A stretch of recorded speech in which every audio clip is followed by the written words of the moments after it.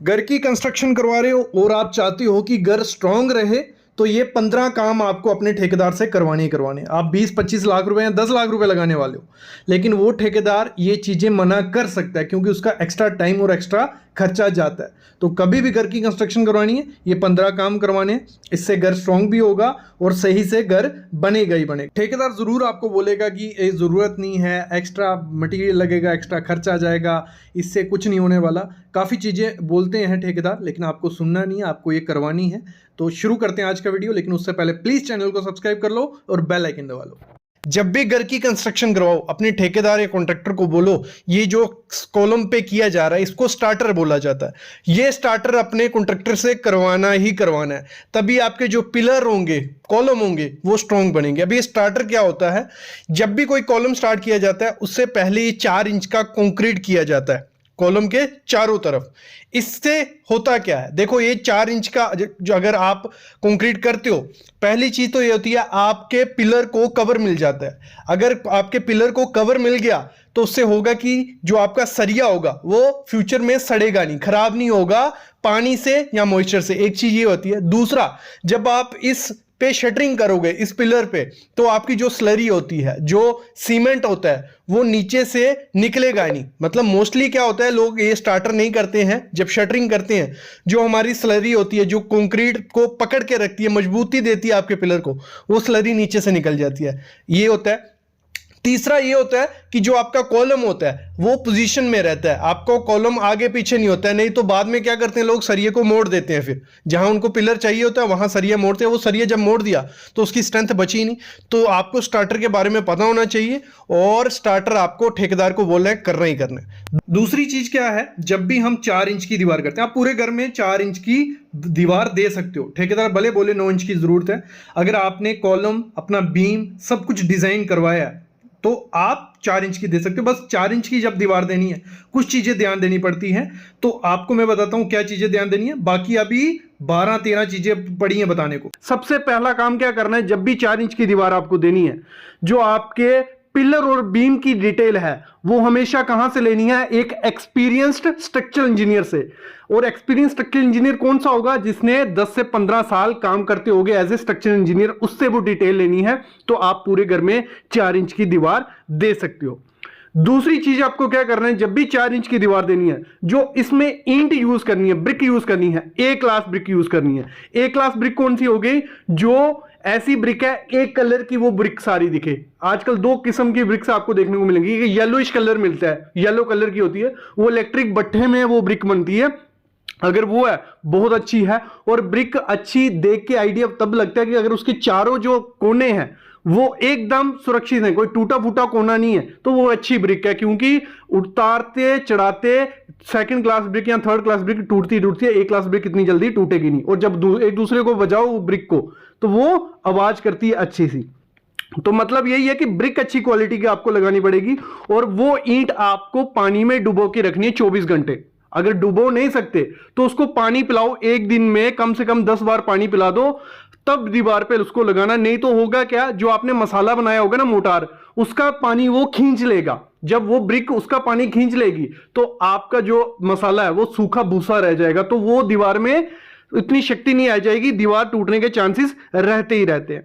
अगली चीज आपको क्या करनी है, जो भी रेशियो बनानी है सीमेंट सैंड की रेशियो, जिससे हम क्या करने वाले हैं, उस ईंट को जोड़ने वाले हैं एक दूसरे से, वो 1:5 बनानी है। 1:5 क्या होता है, एक रेशियो में सीमेंट, अगर 50 kg सीमेंट डाल रहे हो तो आपको 250 किलो क्या डालनी है, सैंड डालनी है। तो इस तरीके से बनाना है आपको। और आपको क्या करना है, जब वो मोटार बनानी है 45 मिनट के अंदर उस मोटार को लगा देना, मसाले को लगा देना, नहीं तो उसकी शक्ति कम हो गई होती है, सीमेंट की स्ट्रेंथ कम हो गई होती है। और क्या एक टिप, एक्स्ट्रा टिप दे देता हूं मैं, चलो आपका अगर बजट का कोई इशू नहीं है तो एक केमिकल आता है प्लास्टर मास्टर, वो उस सीमेंट मोटार में डाल लो। एक चीज ये कर लो, दूसरा उसमें रैक्रोन 3S फाइबर डाल लो। ये 2 चीजें अगर डालोगे तो आपका जो मोटार होगा, मसाला होगा, वो और ज्यादा स्ट्रांग बन जाएगा। जरूरी नहीं है डालना, अगर नॉर्मल बना रहे हो नॉर्मल भी बना सकते हो, तब भी स्ट्रेंथ अच्छे से आ जाएगी, कोई इशू नहीं आएगा। बस ये केमिकल क्या है, एक जो फाइबर रहता है वो मोटार को और ज्यादा स्ट्रांग बनाता है। केमिकल क्या करता है, मोटार थोड़ा अच्छे से काम करने लग पड़ता है और थोड़े टाइम तक आप उसको यूज कर सकते हो। ये चीज होगी। अगली चीज आपको क्या करनी है, जो 4 इंच की दीवार होती है ना, वो थोड़ी कमजोर होती है। जब जितनी ज्यादा हाइट बढ़ती जाएगी वो कमजोर होती जाएगी। तो उसको सही कैसे करना है, जैसे ही 4 इंच की दीवार 3 फुट पे पहुंचती है तो 3 फुट पे आपको क्या करना है, कंक्रीट बैंड देना है पूरे घर में। ये नहीं है कि आपने विंडो के नीचे दे दिया, सिर्फ पूरे घर में जहां जहां 4 इंच की दीवार आती है वो पूरे घर में आपका कंक्रीट बैंड होगा। और उस कंक्रीट बैंड का सरिया आपको कॉलम में ड्रिल करना है, कॉलम में ड्रिल करना है, याद रखना। और सरिया 12 mm का देना, कोई ज्यादा जरूरत नहीं है। 12 mm के 2 सरिया आपको देने हैं और उसकी मोटाई रखनी है 6 इंच। ठीक है, आपको 3 फुट पे ये करना है। जब आपकी 4 इंच की दीवार 7 फुट पे पहुंचती है तो आपको लिंटल बीम देना है। और उस लिंटल बीम की डिटेल आपका स्ट्रक्चरल इंजीनियर देगा। मैं बोलूंगा उसकी मोटाई कम से कम 8 से 12 इंच आपको रखनी है, हाइट उसकी। और उसमें सरिया 2 12 का ऊपर, 2 12 का नीचे, कम से कम सरिया इतना देना ही देना है। तो आपकी जो 4 इंच की दीवार होगी उसकी शक्ति, उसकी स्ट्रांगनेस और ज्यादा होगी। अगली चीज आपको क्या करनी है, जब भी 4 इंच की दीवार देनी है तो उसमें जब प्लास्टर करने वाले होते हैं हम, तो उसमें चिकन मैश लगाना। जहां जहां कंक्रीट और ब्रिक का जॉइंट आता है, जैसे हमने नीचे क्या किया था, कंक्रीट बैंड दिया था, उसमें जॉइंट आ गया ब्रिक और कंक्रीट का, ऊपर लिंटल और उधर भी आ गया, कॉलम है उसके साथ भी। तो उस जॉइंट पे ना क्रैक्स आ जाते हैं। और उसको अगर एक पूरा कंप्लीट स्ट्रक्चर बनाना है, स्ट्रॉन्ग स्ट्रक्चर बनाना है, हमें चिकन मैश, मुर्गा जाली लगानी है हर एक जॉइंट पे। थोड़ा खर्चा होता है, लेकिन अगर घर को स्ट्रॉन्ग बनाना है तो ये इससे अच्छा ऑप्शन नहीं है। वो चिकन मैश या फाइबर मैश दोनों आती हैं, तो वो लगानी है और ज्यादा स्ट्रॉन्ग हो गया। अगली चीज आपको क्या करनी है, जब प्लास्टर करना है, प्लास्टर भी मोटार जो उसका मसाला बनाना है वो अच्छे से बनाना है। और 12 mm का, 10 से 12 mm मतलब 1 इंच मोटाई का प्लास्टर दोनों तरफ आपकी दीवार पे होना चाहिए। अगर आप 4 इंच की दीवार दे रहे हो तो आपकी दीवार जो होगी वो स्ट्रांग बन जाएगी। जब आपने प्लास्टर करना है तो उसको 10 दिन तराई करनी है, 10 दिन क्यूरिंग करनी है, पानी पिलाना है अच्छे से, तो आपकी दीवार और ज्यादा स्ट्रांग हो जाएगी। फिर अगली चीज आपको क्या करनी है, जो सीमेंट इसमें यूज करना है मसाला बनाने में, जहां जुड़ाई करने में, ब्रिक वर्क करने में, तो आपको पीपीसी सीमेंट यूज करने हैं। भले एसीसी, भले अल्ट्राटेक, भले अंबुजा, जहां आपके एरिया में जो भी सीमेंट मिलता है वो सब अच्छे हैं, उनको यूज करो। बस क्या करना है, वो 3 महीने ज्यादा पुराना सीमेंट नहीं होना चाहिए। जैसे जितना पुराना सीमेंट होता जाता है उसकी स्ट्रेंथ कम होती जाती है, तो 3 महीने से ज्यादा पुराना सीमेंट मत लगाना। अगली चीज आपको क्या करनी है, हमारी जो 4 इंच की दीवार होती है उसमें क्या होता है, आपको जब जरी काटनी पड़ती है, क्योंकि इलेक्ट्रिक की पाइप आपको कंडक्टर पाइप डालनी है, तो जरी काटनी है तो सही से जरी काटनी है। वो जरी क्या, आपको कटर से काटनी है। कभी भी थोड़ी और शीनी से जरी मत काटना, कमजोर होती है दीवार, जितनी हिलेगी उतनी कमजोर होती जाएगी दीवार। तो आपको कटर से कटिंग करनी है। और कंक्रीट बैंड और लिंटल का सरिया नहीं कटना चाहिए, ये हमेशा ध्यान रखना। सरिया कट गया तो वो कमजोर होगी दीवार, वो तो गिरेगी गिरेगी। तो आपको कटर से काटना है। और जब पाइप उसमें डाल दी, उसके ऊपर आपको मसाला बनाना है 1:4 का, वो मसाला लगाना है उसके, ठीक है। लेकिन मसाले से पहले आपको चिकन मैश लगा देनी है, नहीं तो वहां क्रैक आ जाएगा। तो आपको ये करना है और उसकी तरह क्यूरिंग करनी है अच्छे से उस एरिया की। एक चीज ध्यान देना, जब भी 4 इंच की दीवार देनी है, पूरी ब्रिक उसमें लगानी है, पूरी बड़ी बड़ी ब्रिक लगानी है। छोटे पीस लगाओगे तो क्रैक होने के चांसेस हो जाते हैं। और ब्रिक इस तरीके से लगानी है कि जो आपका ब्रिक का मसाला भरते हैं, जिसमें फ्रॉग होता है ब्रिक के ऊपर, ये मसाला इसमें भरे, ऊपर की तरफ मुंह होना चाहिए। और एक ब्रिक का जॉइंट दूसरे ब्रिक के सेंटर में होना चाहिए। तो इससे क्या होगा, आपकी ब्रिक वर्क उसमें जुड़ाई में क्रैक्स कभी नहीं आएंगे। अगली चीज क्या करनी है, जब आपकी 4 इंच की दीवार बन रही होगी, जैसे दीवार कंप्लीट हो जाएगी, फिर हम प्लास्टर के लिए तैयारी करनी है। तो प्लास्टर की तैयारी के लिए आपको क्या करना है, उस ब्रिक को 10 दिन पानी और पिलाओ। क्यों पानी पिलाना है, देखो उससे क्या होगा, जब हम प्लास्टर उस पर चढ़ाएंगे, मसाले का ब्रिक पानी नहीं सोखेंगे। मतलब ब्रिक के पास जितना ज्यादा पानी होगा उतना ज्यादा आपका मसाला स्ट्रांग होता है। तो आपको वो कर लेना है। और जब आप ब्रिक को पानी पिलाओगे, मतलब इतना तो 10 दिन तो कोई पिलाता नहीं है, लेकिन 2-3 भी दिन आप पिलाते हो, उसके बाद उसके ऊपर नीरू लगाना। नीरू क्या हो गया, सीमेंट स्लरी बनाई जाती है, सीमेंट का घोल बनाया जाता है, वो गोल दीवार पे लगाना, फिर उसके ऊपर प्लास्टर करना। फिर ही आपका क्या होगा, वो स्ट्रांग होगा। और हमेशा ध्यान रखना, जब प्लास्टर आपको करना है दीवार पे, तो उसका जो प्लास्टर कर रहे होते हैं हम, नीचे हमारा प्लास्टर गिरता है, और लोग क्या करते हैं, वो प्लास्टर को इकट्ठा करते हैं और फिर से उसमें पानी डाल के लगा देते हैं। वो सबसे बड़ी गलती है, वो कमजोर होकर आपके पपड़ी बन के निकल जाएगा। आपको क्या करना है, जो प्लास्टर नीचे गिरा होता है, 30 से 40 मिनट बाद वो रेत ही बन गया होता है, क्योंकि सीमेंट की स्ट्रेंथ डिक्रीज हो गई होती है। तो उसमें आपको फिर से सीमेंट डालना है, कुछ रेशो में, ज्यादा भी डाल देना, और फिर उस प्लास्टर को आपको लगाना है। तो आपकी जो दीवार होगी वो स्ट्रॉन्ग से फिर से बन जाएगी। तो ये चीजें होती हैं। 4 इंच की दीवार जब भी देनी है, ये 15 चीजें कर लो, आपकी 4 इंच की दीवार स्ट्रांग हो जाएगी। आपको क्या करना है, जब मिट्टी भरवानी है अपनी फुटिंग में, हम फुटिंग करते हैं, ठीक है, फाउंडेशन की मिट्टी निकलवा ली, 6 फुट के 7 फुट के जितना भी के, जो मिट्टी निकलवाई, जब फुटिंग बन गई तो मिट्टी फिल की जाती है ना, तो वो फिलिंग क्या करते हैं लोग, वो जो मिट्टी निकाली होती है वही डाल देते हैं, और साथ ही साथ एक साथ डाल देते हैं। ये सबसे बड़ी गलती होती है। जब एक साथ मिट्टी डाल देते हो, बीच में पत्थर होते हैं, गैप बन जाता है, और आपके घर में क्रैक्स आपने देखे होंगे, दीवारों पे क्रैक्स आ जाते हैं, छत में क्रैक्स आ जाते हैं। वो क्यों आते हैं? क्योंकि नीचे हमारी फुटिंग बैठती है, फिर नीचे हमारी ग्रेड स्लैब बैठती है, कई लोगों के घर की टाइल निकल जाती है, तो यही कारण होता है। आपको जब भी मिट्टी फिल करवानी है, पहले चीज तो ये करनी है कि उस मिट्टी में पत्थर नहीं होने चाहिए बड़े बड़े, मतलब नॉर्मल पत्थर होगा जो 50 mm या 40 mm का, वो चलेगा। उससे बड़े पत्थर आप डालोगे वो खराब चीज है। आपको मूरम डालनी है, जो ऐसी मिट्टी होती है जो बिल्कुल चिकनी चिकनी मिट्टी भी नहीं बोल सकते, मूरम सर्च कर लेना, आपके एरिया में मिलती है, नहीं मिलती है, ठीक है, नहीं तो सैंड डालो अच्छी से। और डाली कितने, 1 फुट से ज्यादा एक साथ कभी नहीं डालना, 1 फुट फुट करके डालना, उसको प्रॉपर से कंपैक्ट करो, पानी छोड़ दो उस एरिया में कि आपकी मिट्टी पहले ही बैठ जाए। नहीं तो होगा क्या, घर की कंस्ट्रक्शन हो जाएगी, बाद में मिट्टी बैठती है तो फिर आपके घर में क्रैक्स आ जाते हैं। अगली चीज क्या करनी है, जब भी घर की कंस्ट्रक्शन करवानी है, वाइब्रेटर खुद का ले लो। अगर ठेकेदार वाइब्रेटर नहीं लाता है, वाइब्रेटर 2-3 हजार रुपए का आ जाता है, 30-40 लाख रुपए घर की कंस्ट्रक्शन में लगने वाला है, 2-3 हजार का वाइब्रेटर उसको लेके दे दो। चाइनीज कंपनी का, अमेजोन, फ्लिपकार्ट, कहीं ना कहीं से मिल जाएगा। वो वाइब्रेटर आप रखोगे तो आपके घर की स्ट्रेंथ डबल हो जाती है, क्योंकि कंक्रीट को जब वाइब्रेट किया जाता है वो एकदम हार्ड सा बन जाता है, उसमें हनीकॉम्ब नहीं रहता। तो आपको वाइब्रेटर लेके दे देना है। घर की कंस्ट्रक्शन स्टार्ट करने से पहले ये चीजें रखना, नहीं तो ठेकेदार से बात करो कि वाइब्रेटर साइड पे रहना चाहिए और हर एक चीज पे मारना है, भले वो फुटिंग है, बीम है, कॉलम है, स्लैब है। वो क्या करते हैं लोग, मोस्टली मैंने देखा, स्लैब के टाइम ले आएंगे जहां पिलर के टाइम, और मारेंगे नहीं इतना, वो उनको रिस्क रहता है खराब नहीं हो जाए, या जब आप साइड पे रहोगे तब मारेंगे। तो वो चीजें आपको उसको बोलना है वाइब्रेटर पहले ले ले। अगली चीज क्या बोलनी है, घर की कंस्ट्रक्शन स्टार्ट करने से पहले कवर ब्लॉक। मैं मोस्टली देखता हूं इंडिया के 60-70% एरिया में कवर ब्लॉक नहीं मिलते हैं, ये कवर ब्लॉक होते हैं, तो नहीं मिलते हैं, लोग पत्थर, ईंट कुछ भी यूज कर देते हैं, वो नहीं करने। आपको ये कवर ब्लॉक आपके एरिया में मिलते हैं तो ले लो, नहीं तो ऑनलाइन मंगवा लो। ऑनलाइन हर जगह से आपको मिल जाएंगे, इंडिया मार्ट, अमेजोन, फ्लिपकार्ट, हर जगह होते हैं।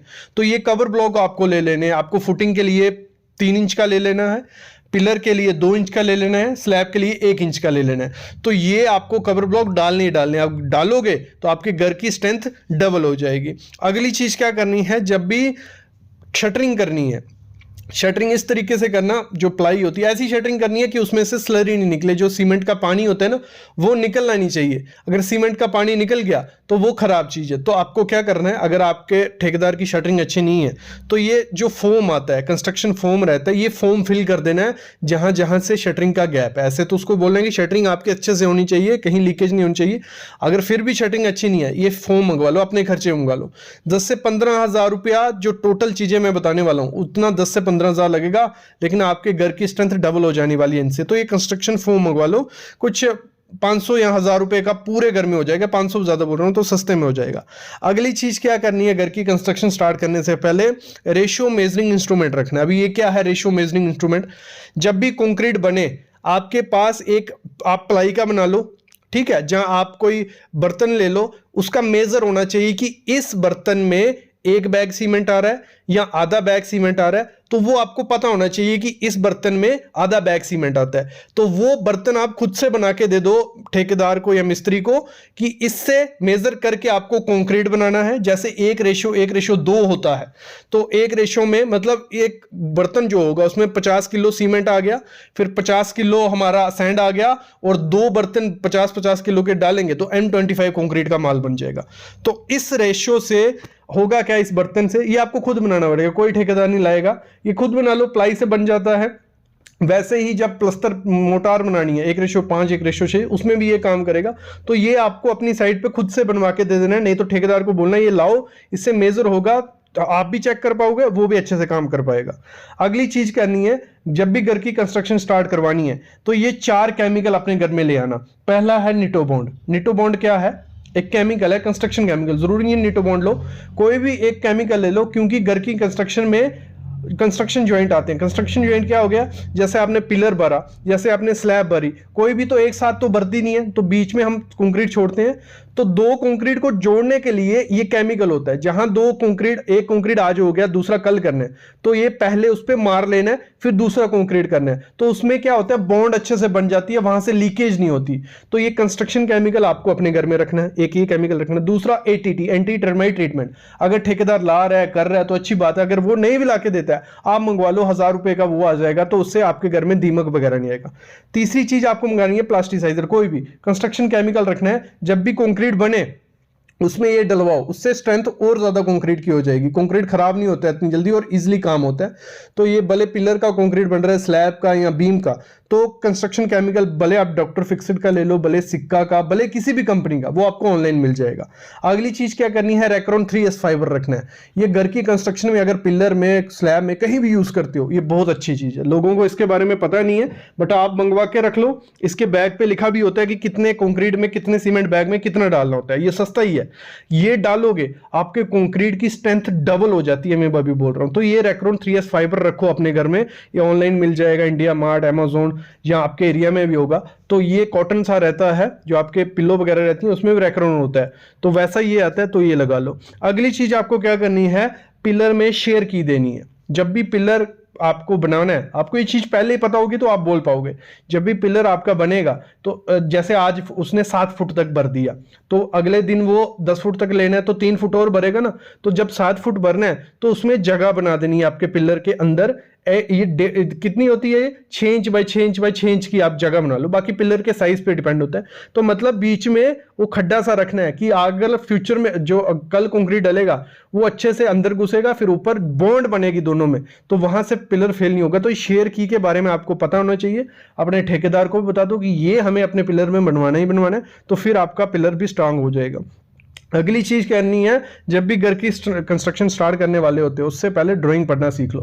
3-4 दिन में ड्राइंग पढ़ना सीख जाओगे। जो भी ड्राइंग आप बनाते हो किसी इंजीनियर से, आर्किटेक्ट से, तो उस ड्राइंग को ना घर पे लाके 3-4 दिन पहले देखो कि उसमें सरिये की डिटेल क्या है, हमारे दरवाजों की, विंडो की, तो आपको थोड़ा आइडिया लग जाएगा कि सरिया कैसे, कितनी स्पेसिंग रहेगी, कितने बार हैं, और कैसे आपकी दीवार। तो अगर 3-4 दिन उस ड्राइंग को देखोगे ना, आप समझ जाओगे। कुछ ज्यादा मुश्किल नहीं होता है ड्राइंग पढ़ना, सीख जाओगे। क्योंकि घर की कंस्ट्रक्शन की ड्राइंग से होती है, नॉर्मल होती है, उनको पढ़ लोगे तो आपका घर स्ट्रांग बनेगा। नहीं तो ड्राइंग नहीं आती होगी तो ठेकेदार कुछ भी करता रहेगा, आपको दिक्कत आएगी फ्यूचर में। तो ड्राइंग पढ़ना सीख लो। अगर ये 10 काम कर लेते हो आप घर की कंस्ट्रक्शन स्टार्ट करने से पहले, ये अरेंज कर लेते हो सब चीजें, तो आपका घर स्ट्रांग हो जाएगा। अगर ठेकेदार नहीं भी करता है ये चीजें, आप खुद से करवाओ उससे। अगर कर देता है तो अच्छी बात है, उसको बतवा लो, अपने एग्रीमेंट पे लिखवा लो। तो ये चीजें होती हैं, घर को स्ट्रांग बनाना है तो ये चीजें ध्यान देनी पड़ेंगी। अभी मैं लेता हूं अलविदा, लेकिन ऐसी वीडियोस मैं आपके लिए लाता रहूंगा। बस चैनल को सब्सक्राइब करके रखना और बेल आइकन दबा के रखना।